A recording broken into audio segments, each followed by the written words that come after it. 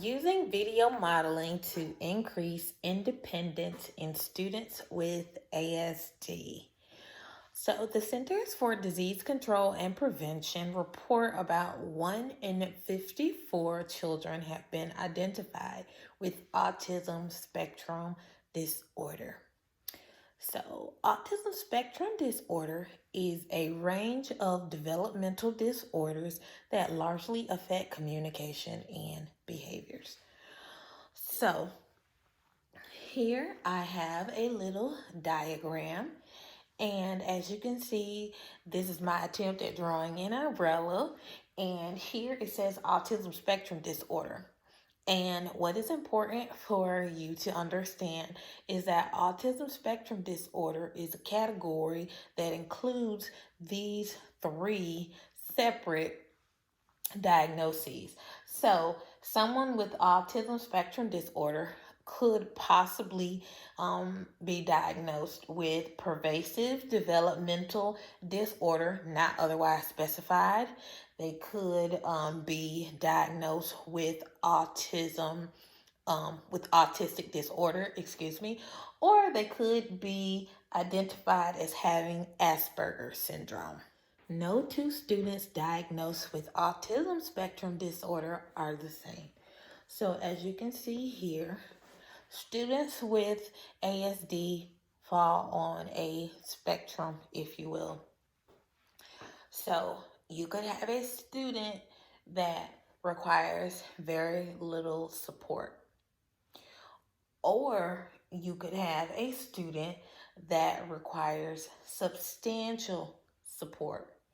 It's important to understand that it is not uncommon for a student to be exceptionally skilled in one area and severely deficient in another. The characteristics of ASD make the learning of independent skills challenging. Executive functioning is the ability for the brain to plan, solve problems, regulate impulses, and recall information from working memory. However, in students diagnosed with ASD, this executive functioning capability is diminished. So, in a study by Anderson, Carter, and Stevenson, students with autism spectrum disorder are at heightened risk of post-secondary educational failure and account for approximately 1% of students in post-secondary education. Focused interventions like video modeling and video self-modeling can be used to strengthen life skills that increase autonomy in students with ASD.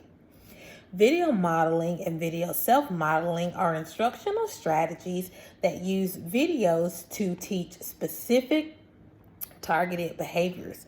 The student receives multiple exposure to the skills they need and subsequently an opportunity to practice the skill in real-world situations.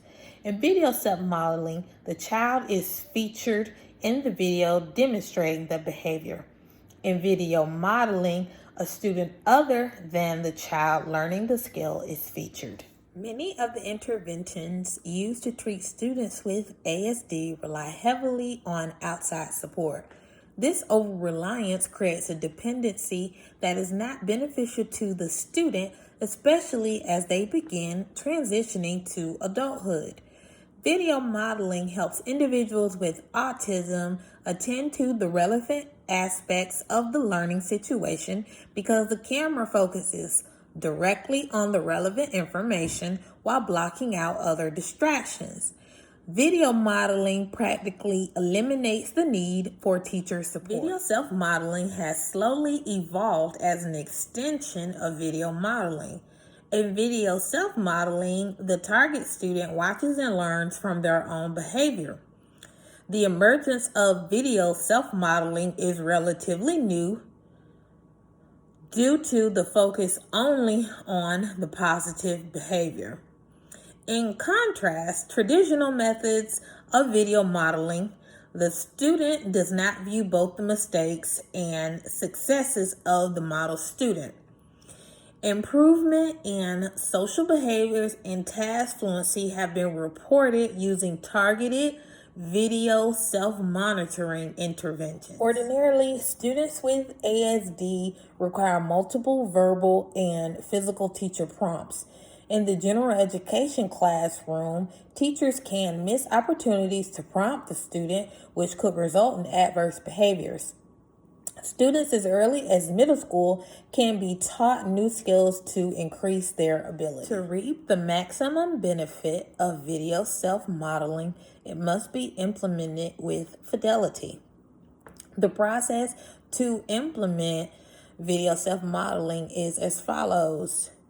First, videotape your preferred target behaviors in a naturalistic setting. Then, edit a portion of the video or create the best examples that show the target behavior or functional skill. Then, allow the individual to view the video showing only the desired behaviors or skills. Transitioning to adulthood is hard on its own. For students with ASD, the transition can seem daunting to parents and educators.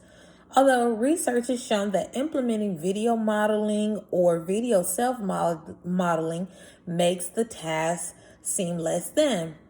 As with any intervention strategy, it must be individualized to the student and practiced regularly in context. Also, focus must begin to shift from teaching mainly academic skills to also including independent living skills.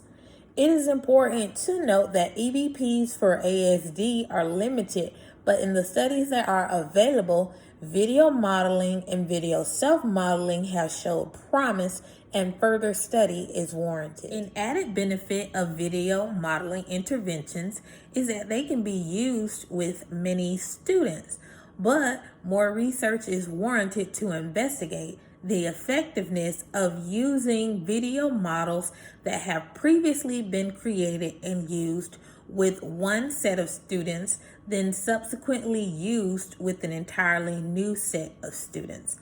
Nonetheless, the benefits outweigh the challenges. The Centers for Disease Control report that almost half of children identified with ASD have average or above average intellectual ability. Students with ASD should not be viewed as disabled, but rather differently abled.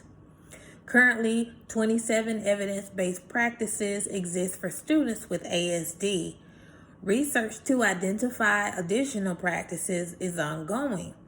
Yet educators and communities can implement the practices available to ensure all children are prepared for adulthood.